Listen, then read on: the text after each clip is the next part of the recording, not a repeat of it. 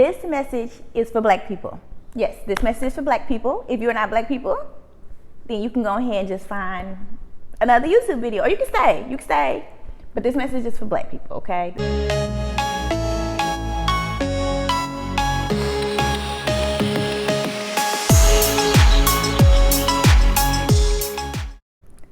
Hi, it's your girl Bad Luck Kitty, or you can call me Kitty. Welcome back to my YouTube channel.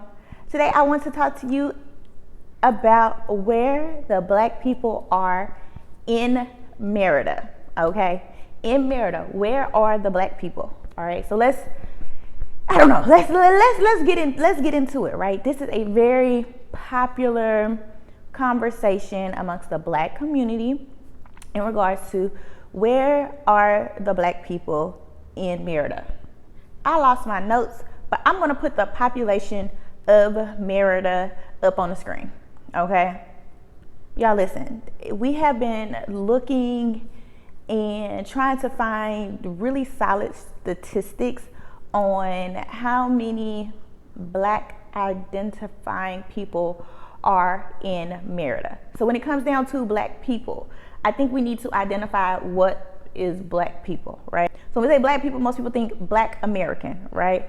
Some people would even say African American, indigenous black people of America, whatever terminology you want to use for yourself, but English speaking from the continental United States, identifying as black by birth or descent. Child, listen, let's go there, okay?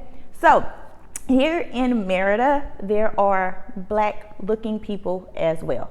Not all of the people you will run into here in Merida will be black from America. They may be black from Europe. They may be black from Africa. One of the 52 countries in Africa, they will be black, right? So you can look straight at them and say something to them, baby, and they may speak French. They might even speak English or Spanish, okay? They may be black Honduran, black Costa Rican, black Colombian. So black, right? Just understand that every black person you see may not be American or English speaking black person, right? So let's address that up front. In the Facebook group, and right now, there are three big Facebook groups, I would say. There is Black in Mexico, I think, on Facebook. I'll post them. And for Merida, there is Brothers and Sisters of Merida on Facebook, as well as Black Merida, okay? Those, in my opinion, are the three main Black in Mexico, Black in Merida, Yucatan kind of Facebook groups. The questions that constantly come up in the group in regards to areas that are black centered or black centric is often common, because you may see the clips. If you follow like H Family Travels. You know, she and her friends always out doing things, going places, you know, this, that, and the other. Her tribe, you know, you may see her content always doing something, groups of black people. You may see content from, say, Juneteenth event that is held here in Merida. You may see, even I posted, you know, house parties and events and activities, the Renaissance Theater, or the Wakanda movie, you know, where they buy the theater out, and it's, you know, from these different black groups, Facebook groups, and there's tons of WhatsApp groups. And you will see, you know, like, oh my God, all the black people, and you would think, oh my God, it's a ton of black people there. It's not a ton of black people here. There are a good bit of us here.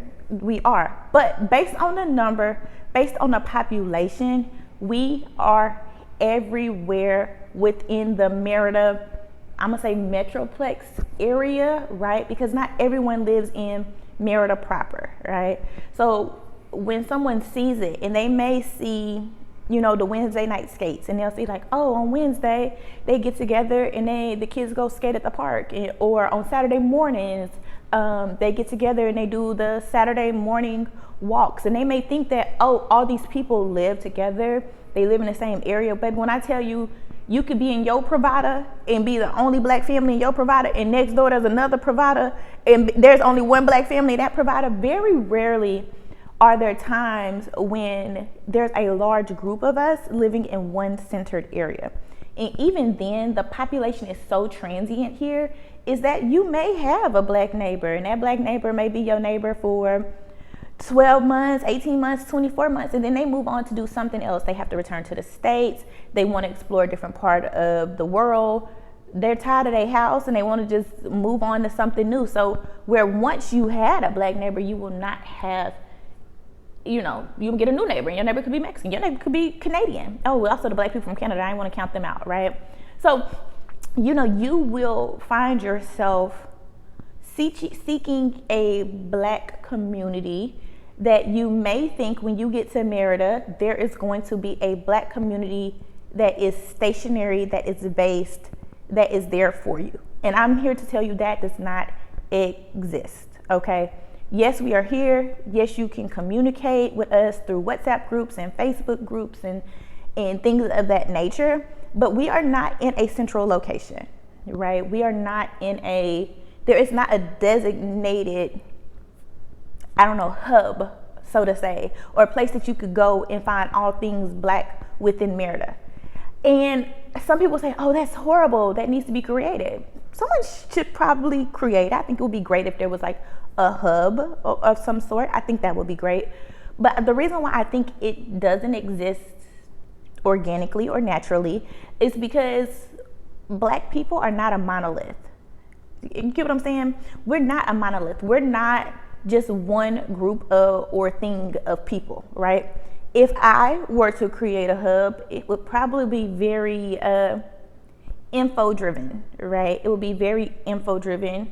It would probably lack any type of religion or spirituality.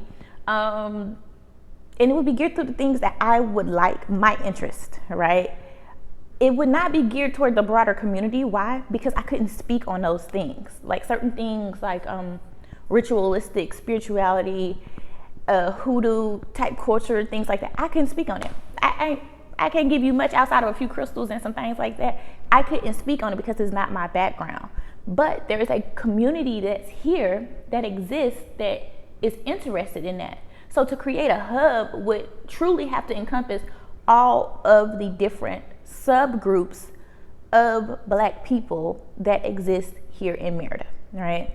So I've heard the saying that when I was out and I saw black people and I waved at them, I said hey to them, they didn't say nothing back. They may not speak English. You could have been waving at a straight up Cuban, a Cubana. You could have been waving at a Honduran. And maybe they might wave back and they didn't say hi back because they might not speak English, right? So then there's this belief that, the black community here, when I got there, they were so rude. Hey, it's nobody's responsibility that they have to speak to you, right? There's no belief that because you black and I'm black, we have to speak to each other. Now, if you see me, I'm probably gonna speak, right? Because that's just who I am. I'm probably gonna speak. But there is no law that says if I don't speak to you that it's wrong, right? And also people like, I've been here 10 days and I haven't seen any black people. Okay, baby, look at the numbers. You may or may not. Just yesterday I was driving through Cholula and there was a little construction. We drove down the street and it was like a bajillion black people. Okay, wasn't a bajillion. It was like maybe between 7 and 10 black people standing out on the corner. It looked like they were moving in and they had some furniture and some other stuff and they was doing, and I was like, hey, there's a whole bunch of black people. But we were just driving by. I was like, oh, okay. I didn't stop and be like, hey, y'all live here, da, da, da, da. No, that's evasive. I'm not going to force myself on them or force them into my life. I'm not going to do that. If it's a natural connection, it's a natural connection, right? So I think that it's important to understand when you move to these different areas, your content, okay? Your content that you see on social media is not your reality. Because you see the black people and because you see them doing things, you see them going places, you see events here and events there, da, da, da, da, da. Yes, people get together, people make relationships, people build friendships, things of that nature. And it happens not just because the person showed up. A lot of times it comes with work, it comes with coordination, it comes with planning, and just, a natural connection for people to feel like they are building relationships with one another, Okay, so that's one thing. The other thing, that some people, when they arrive, they're looking for like where do the black people live? Like a specific zip code or a geographical area to where they will see other black people. And it doesn't happen like that. And ways that you can mitigate that is by understanding that you will have to make friends in the local community. Okay? Understanding that you will have to work harder at understanding the language, speaking the language, and being patient with yourself and others when using the translator app. And another thing is, if you truly, truly want to be in a situation where you are heavily connected in the black community, identifying that that is a shortcoming, or that it is an area, and I'm going to say shortcoming, but an area that needs improvement here, maybe you come with a solid idea, a solid plan for making that happen, all right? Or finding a way to build that community for yourself. If there is something missing, one thing we can do is we can rant that, oh, we don't do this, we don't do that, we don't get together, we don't do this, we don't do that. Okay, that's cool. But the other thing is, if it's something missing from the community, be the person that adds it to the community. And it's as simple as that. If you want pink unicorns and you notice that there are only blue unicorns in your area, go find the pink unicorns and create a pink unicorn reproduction program in your area so that there are now pink unicorns in the area. But also be mindful that the reason the unicorns might be blue in that area is because the pink ones don't eat the same food that the blue ones eat, or that it's harder for them to thrive in said environment, right? So a lot of times you have to do a full analysis on why things exist and why things don't exist. One reason why a lot of things, as far as businesses, don't make it or sustain themselves here is because if you tailor certain things only to the black community and you are looking to make a profit, things should be built, if you're going to make a profit, based on the local economy. Okay, so given that you may be targeting an audience that's Black American here in Mexico, most people move to Mexico to build community, organization, environment around the peso, not around the US dollar. So if you move here and you want to create something that fills a void in the community, whether it's an organization or a business, you will need to focus on making sure that your model appeals to the people that you want to attract, okay? So if you come here and you offer a good or a service, if you try to base it on the US rate of doing things and think just because most people are here and they are working and they are earning the US dollar, that you will be able to then sell it at said price, it's not going to work out, because most people moved here for the peso rate in exchange, right? Also understand that if people don't patronize what you feel is a need for the community, it doesn't mean that they don't agree with your idea that it's a need for the community. It may be a need that doesn't fit them. If you feel like the community needs a purple basketball court and some other people agree that there's a purple basketball court needed, and you create a purple basketball court and you're mad, like, oh, I made this and, nobody wants to come, nobody wants to support. Okay, the people who thought it was needed, they utilized it, and those who didn't think they needed it, they didn't, and that's just kind of how it goes. Because it's a smaller number of us here, not everyone will patronize everyone's everything, okay? If you are selling feminine products, men will not be an audience for you, right? So if there are 1,500 people here, of the 1,500, 400 of them are men, at that point, about 400 of them, you have lost, a third of the group that you are, appealing to if you just look at black people, okay? So where is the black community at? Where do we live? We live all over Merida, okay? You cannot just find them in one place. But I do say, if you are looking for black people, baby, go to Walmart, okay? Go to Walmart. I don't care. Anytime I have gone to Walmart, I have seen at least one other black person. Okay, so if you're looking for black people, you need to see black people, and you just lost, go sit outside of a Walmart. There's always benches. Go sit outside of a Walmart and you will see black people. Okay, that's the best I got for you. Walmart is the hub. No, I'm playing. Walmart is not the hub, but it will work for you if you really need to see black people. Okay, if that's what you need to see. Okay, go to Walmart. All right. As far as communities, we live in all different communities because we all have different needs. We all have different desires for our family. Some people want to be, further out. Some people want to be in the city, in central, in the mix of things. Some people are young. Some people are older. Some people, it all depends on people. Whatever your needs are for your family, that's going to determine where you live. Regardless of race, you're going to live where it fits you financially, where you feel most comfortable, and where your needs are met for you and your family. Okay, so there's not a specific neighborhood that you can go to that is just for black people. Should somebody build it? If that's what people want, then yeah, they should build it. Am I gonna live there? Probably not. Probably not. I'm probably not gonna live there. Not because I don't love y'all, because I do. I appreciate that.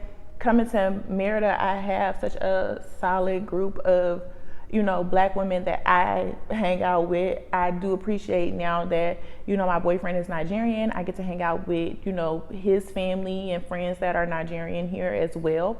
So, that's great for me. But did I come here for that? No, that's not why I came here. It is a bonus for me here. Okay. And I think that's kind of one of the things you have to figure out. You're not going to get that, that feel, that vibe, that neighborhood feel for like a black community here in Merida. It does not exist. Okay, it does not exist. So asking me where do black people live at, baby, in Merida. That's usually my answer, in Merida. Well, where at? Baby, I don't know nobody's address, but okay, I do know two other people's address. But I don't know their zip code. I just know their general address because I visit them often. But other than that, I don't know with the specific address or zip code. I know two people that live in the same apartment tower, right? And they live not even so many floors apart from each other. But one is a mom, more of an introvert. The other one's outgoing, extroverted. They don't see each other all that, and they live in the same exact apartment tower. Okay, like it just, everyone's life is different. Stop trying to group us as a monolith. If someone doesn't fit on your totem pole the way you see, it doesn't mean that we don't support the black community or we're not embracing them. It just means that they just align somewhere else, and that's okay. All right. So I really wanted to make this message and just let y'all know that, be flexible when moving here. Really set your sights to embrace the local community. You will find a lot of things. There are a lot of things that are common that you don't even realize. Like we have a lot of commonalities, that a lot of things that cross over between Mexican and black culture. Okay. I really appreciate you all watching. Please like, comment, subscribe, and share. Until next time, bye.